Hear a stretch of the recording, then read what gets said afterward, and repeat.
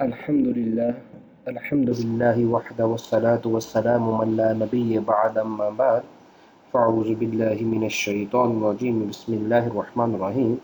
میرے عزیز طلبہ و طالبات، میں آپ کا انسٹرکٹر ڈاکٹر محمد حسنین ایک مرتبہ پھر آپ کی خدمت میں حاضر ہوں۔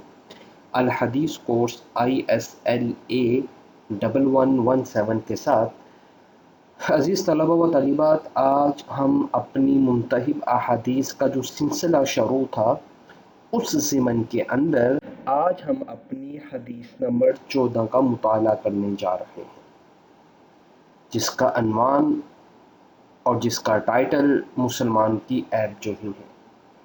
ان ابن عمر قال سعید رسول اللہ صلی اللہ تعالی علیہ وسلم الى المنبر فنادى بصوت رفع یا معشر من اسلم بلسانه ولم يفض الایمان الى قلبه۔ حضرت ابن عمر فرماتے ہیں کہ رسول اللہ صلی اللہ علیہ وسلم منبر پر تشریف لائے اور فرمایا، اے لوگو، جو محض زبان سے ایمان لائے اور یہ ایمان دل تک نہیں پہنچا، مسلمانوں کو تکلیف دینے سے بچو، ان کو تکلیف مت دو جو اپنے بھائی کی عزت کے در پر ہو۔ اللہ تعالیٰ اس کے در پر ہوتا ہے اور اسے ذلیل کر دیتا ہے، خواہ وہ کتنا ہی محفوظ ہو، خواہ وہ اپنے گھر اور لوگوں میں چھپا ہوا ہو۔ اس حدیث کو میرے عزیز طلبہ و طالبات جامعہ ترمذی کے اندر نقل کیا گیا ہے۔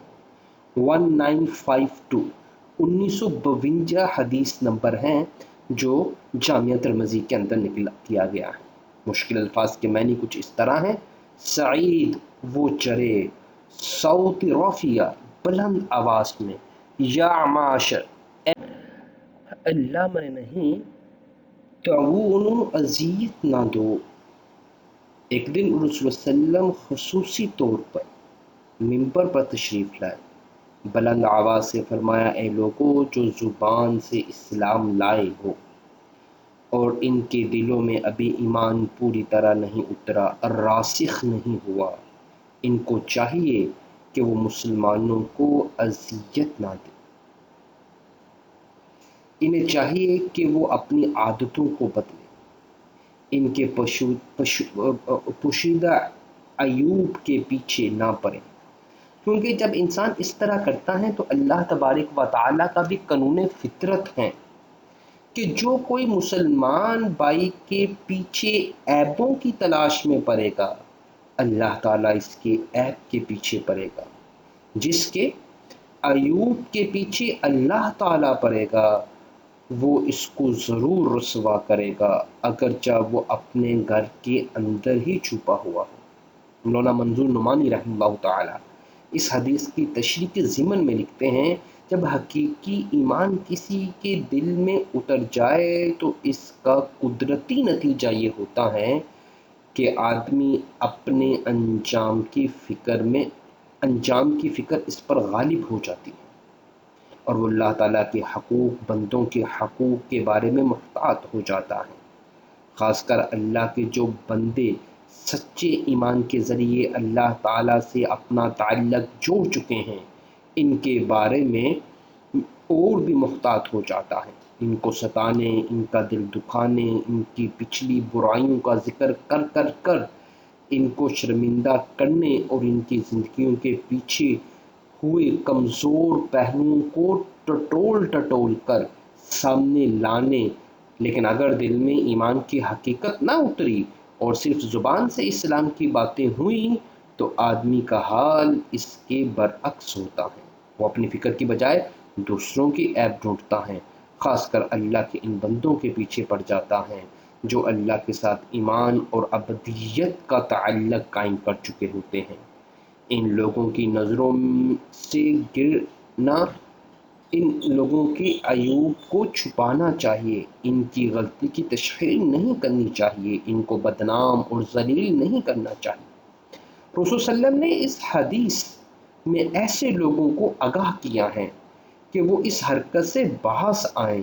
اللہ کے ایمان والے بندوں کو بدنام کرنے اور ان کو مقام سے گرانے اور ان کے پچھلے ہوئے کمزور پہلوؤں کو اچھالنے کے مشغلے کو ترک کر دیں، ورنہ آخرت سے پہلے اس دنیا میں ذلیل کیا جائے گا۔ اس حدیث کے ضمن میں پہلی بات غیبت کی گئی۔ قرآن کریم نے غیبت کو مردہ بائی کے گوشت کھانے کے برابر اقرار دیا ہے، اور ایک دوسرے کی غیبت نہ کرو۔ اتحب، کیا تم پسند کرتے ہو کہ تم کھاؤ اپنے مردہ بھائی کا گوشت؟ بالکل تم اس کو ناپسند کرتے ہو، بس اللہ سے بچو۔ سورۃ الحجرات آیت نمبر 12۔ تجسس اور ٹٹول اور لوگوں کی عیب جوہی کرنے سے منع فرمایا۔ فرمایا وَلَا تَجَسَّسُوا، جاسوسی نہ کرو، کسی کی ٹو میں نہ رو۔ حدیث میں تجسس کی ممانعت کی گئی ہے۔ دوسری چیز، بدگمانی سے پرہیز کرنا۔ بدگمانی بڑی بری چیز ہے، اس سے ہمیشہ تعلقات خراب ہو جاتے ہیں۔ قرآن کریم میں بدگمانی سے پرہیز کرنے کا حکم دیا گیا ہے۔ ارشاد خدا بندی ہے، اے ایمان والو زیادہ بدگمانی سے بچو، کیونکہ بدگمانی سب سے جھوٹی بات ہے۔ مومنوں کے بارے میں اچھا گمان رکھنا چاہیے، کیونکہ بدگمانی باہمی تعلقات کو بگاڑ دیتی ہے۔ پردہ پوشی ہر مسلمان کا فرض ہے کہ وہ دوسرے مسلمانوں کے عیوب پر پردہ ڈالے۔ حدیث مبارکہ میں آتا ہے، جس نے کسی مسلمان کی پردہ پوشی کی، اللہ تعالیٰ قیامت کے دن اس کی پردہ پوشی کرے گا۔ تجسس کرنا، اس آیت میں حکم خداوندی، اس آیت کے دوسرا حکم جو اللہ تعالیٰ نے دیا وہ یہ ہے کہ لوگوں کے راز کو نہ ڈٹولو، ایک دوسرے کی عیب تلاش نہ کرو، دوسروں کے حالات اور معاملات کی ٹو میں نہ لگے رہو۔ یہ حرکت ہر حال میں شرعاً ممنوع ہے۔ ایک مومن کا یہ کام نہیں کہ دوسروں کے حالات کے بارے میں اور ان کی خبر جوہی کے بارے میں پڑا رہا ہے۔ یہ حرکت ظاہری باتیں ممنوع ہیں، اور کسی میں کون سی کمزوریاں چھپی ہوئی ہیں۔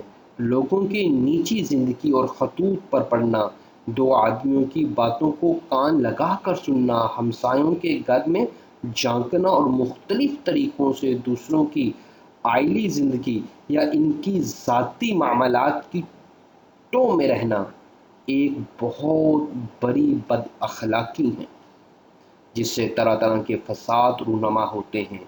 اسی لیے رسول اللہ صلی اللہ علیہ وسلم نے ایک مرتبہ اپنے خطبے میں تجسس کرنے کے متعلق فرمایا، لوگوں جو زبان سے ایمان لے آئے ہو مگر ابھی تمہارے دلوں میں ایمان نہیں اترا، مسلمانوں کے پوشیدہ حالات کی کھوج نہ لگایا کرو، کیونکہ جو شخص مسلمانوں کے عیوب تلاش کرتا ہے اور عیوب میں رہتا ہے اور اس کو ڈھونڈتا رہتا ہے اور اس کے در پر ہوتا ہے، اللہ اس کے عیوب کے در پر ہو جاتا ہے۔ اللہ جس کے در پر ہو جائے اسے اس کے گھر میں رسوا کر کر چھوڑتا ہے۔ پھر آپ صلی اللہ علیہ وسلم نے فرمایا، جس نے کسی کا کوئی مخفی عیب دیکھ لیا اور اس پر پردہ ڈال دیا تو یہ ایسے ہیں جیسے کسی نے ایک زندہ دفن کی ہوئی بچی کو موت سے بچا لیا۔ میرے عزیز طلبہ و طالبات، اس کے اندر جو آخری چیز ہے، بھوک سے اپنے آپ کو بچانا ہے۔ سورۃ الحجرات میں اہل ایمان کو حکم دیا گیا ہے، تم ایسے کاموں سے اجتناب کرو جو رشتہ اخوت کو ضعیف پہنچاتا ہے، اخوت کو ضعیف کر دیتا ہے۔ ایک دوسرے کا مذاق نہ اڑاؤ، ایک دوسرے پر تانا تشی نہ کرو، الزامات نہ لگاؤ، برے القابات سے نہ پکارو، ایسے کام جو محبت کی بجائے نفرت کے جذبات کو پیدا کرتے ہیں۔ اس لیے اللہ تعالیٰ نے ان سے باز رہنے کا حکم دیا ہے۔ مسلم نے باہمی بغض، حسد، کینہ، بدگمانی کو اس وجہ سے ممنوع اقرار دیا ہے۔ حدیث میں بتایا گیا ہے کہ اسلام کا زبانی اقرار کرنے والوں پر لازم ہے کہ وہ کسی مسلمان کے ساتھ برا کام نہ کریں۔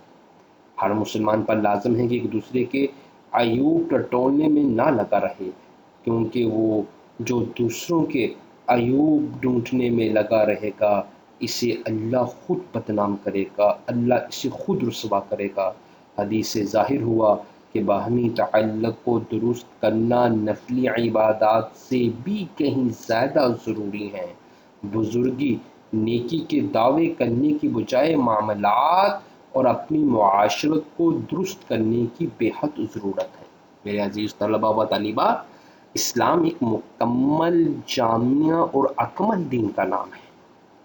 آپ اس کی ہماگیریت کا اندازہ اس بات سے لگا سکتے ہیں کہ رسول اللہ صلی اللہ تعالی وسلم نے ہمیں زندگی گزارنے کے متعلق جو عملی ہدایات دی ہیں وہ دو طرح کی ہیں۔ ایک حقوق اللہ ہے جس میں نماز، روزہ، زکوٰۃ، حج عبادات آ جاتی ہیں، اور دوسرا حقوق العباد ہے۔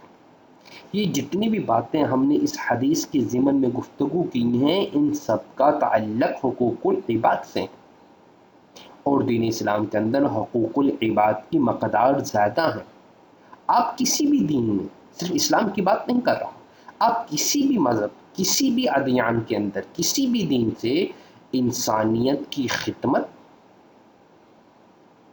اور لوگوں کے ساتھ حسن سلوک، یعنی کہ خدمت اور انسانیت، ان دونوں کو نکال دیں تو باقی عبادات بچتی ہیں، اور اللہ کو عبادت کے لیے فرشتے کافی تھے۔ انسان کا یہ خاصہ ہے کہ وہ اشرف مخلوقات ہیں، اور اشرف مخلوقات کیوں ہیں؟ کہ لوگوں کو کی حقوق کی ادائیگی کرتی ہیں، پردہ پوشی کرتی ہیں۔ عزیز طلباء و طالبات، اگلی حدیث، حدیث نمبر 15 ہے جنت کی ضمانت کے بارے میں۔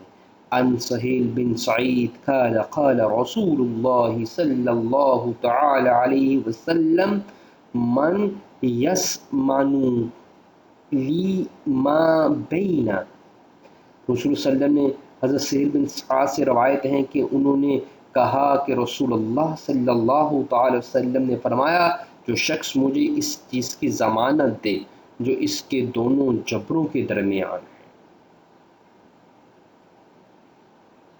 اور جو کچھ اس کی دونوں ٹانگوں کے درمیان ہے، میں اس کے لیے جنت کی ضمانت دیتا ہوں۔ اس حدیث کو امام بخاری رحمہ اللہ تعالیٰ نے اپنی کتاب بخاری میں روایت کیا ہے، اور باب حفظ اللسان کے تحت 6109 حدیث ہے، باب الحفظ اللسان کے اندر۔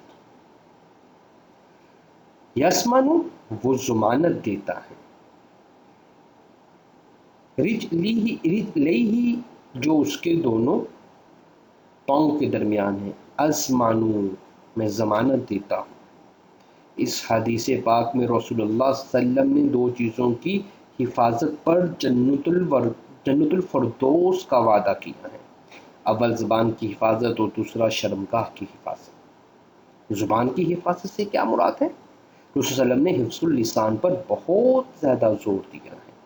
دوسری حدیثوں میں آتا ہے فی السکوت سلامت من صامت نجا، خاموشی سلامتی ہے، کف لسانک الا عن خیر، ترمذی کے اندر آتا ہے زبان کو اچھی بات کے سوا ہر چیز کے لیے روک لے۔ ایک دوسرے موقع پر آپ صلی اللہ علیہ وسلم نے فرمایا من کان یؤمن باللہ والیوم الآخر فلیقل خیر، جو تم میں سے آخرت پر، اللہ پر اور آخرت کے دن پر یقین رکھتا ہے اسے چاہیے کہ اچھی بات کہے ورنہ خاموش رہے۔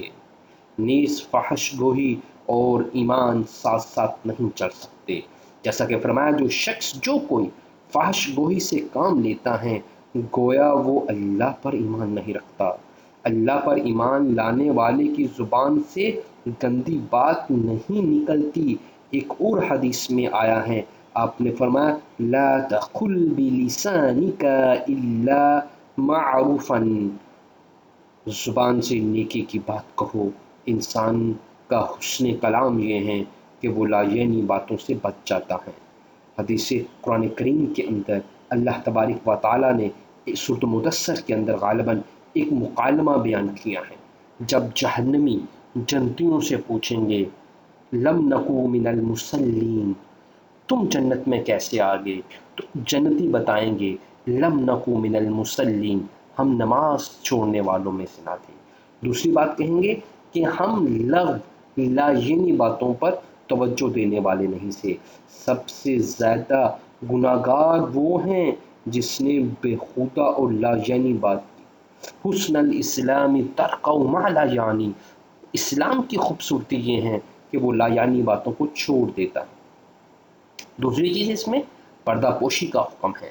زبان کی حفاظت انسان کی پردہ پوشی کرتی ہے، جیسا کہ حدیث میں ہے من حفظ لسانہ ستر اللہ، جس نے زبان کو ضبط اور حفاظت میں رکھا اللہ تعالیٰ نے ستر اللہ، اس کی پردہ پوشی فرمائی۔ جب تک انسان اپنے منہ سے کوئی بات نہیں نکالتا اس کے نقائص اور اس کی خوبیوں پر پردہ رہتا ہے۔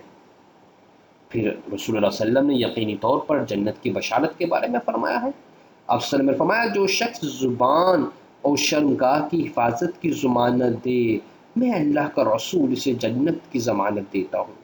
اس طرح زبان کا غلط استعمال جہنم کا باعث ہے۔ ایک صحابی فرماتے ہیں کہ میں نے رسول اللہ صلی اللہ علیہ وسلم کہا یا رسول اللہ صلی اللہ علیہ وسلم، آپ صلی اللہ علیہ وسلم نے فرمایا دین کا سر آغاز کلمہ ہے، اس کا پایا نماز ہے، اس کی بلندی جہاد ہے۔ پھر فرمایا ان کا قوم نہ بتایا جائے۔ فرمایا گیا کہ میں نے عرض کیا یا رسول اللہ، اپنی زبان پکڑی اور فرمایا اس کو یہاں تک رو کے رکھو۔ میں نے عرض کیا یا رسول اللہ صلی اللہ علیہ وسلم، کیا ہم اپنی زبان کی بابت پکڑے جائیں گے؟ فرمایا تجھے تیری ماں تجھے تمہاری ماں کھوئے، لوگوں کو آگ میں منہ کے بل ان کی زبانوں کی فحش گوئی کی سوا اور کوئی چیز نہیں گرائی۔ ایک حدیث میں تو غالباً حضرت معاذ بن جبل کے بارے میں آتا ہے کہ اللہ صلی اللہ علیہ وسلم نے اپنی زبان کو پکڑ کے کہا جس نے اس کی حفاظت کی وہ کامیاب ہوا۔ بد کلامی سے بہتر خاموشی ہے۔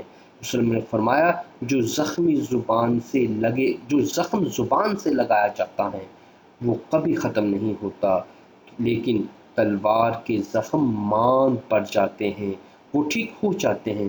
زبان کو قابو میں نہ رکھنے سے بے شمار آفات اور برائیاں پیدا ہوتی ہیں جو انسان کی روحانی، معاشرتی، اخلاقی زندگی پر گہرا اثر ڈالتی ہیں۔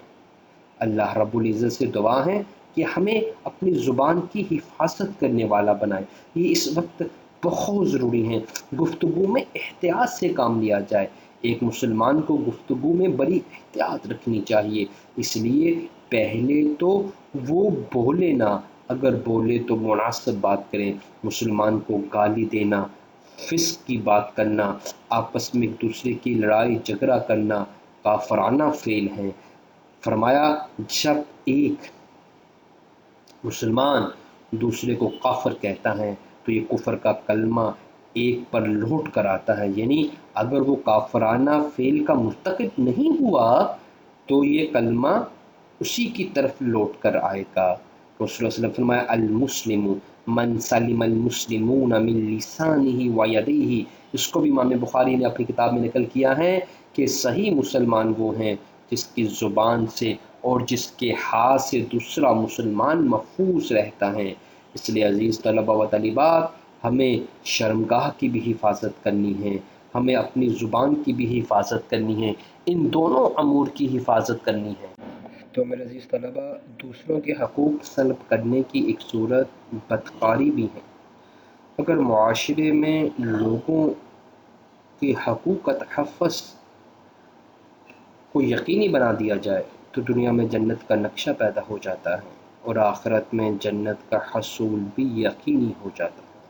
تو اس حدیث مبارکہ میں زبان کی حفاظت، پردہ پوشی، جنت کی بشارت، گفتگو میں احتیاط اور شرمگاہ کی حفاظت کے عنوانات شامل ہیں۔ اگلی ہماری حدیث جو ہے وہ حدیث نمبر 16 ہے، جس کا موضوع سخت دل ہے۔ اس کو عن ابن عمر رضی اللہ تعالی عنہ قال قال رسول اللہ صلی اللہ تعالی علیہ وسلم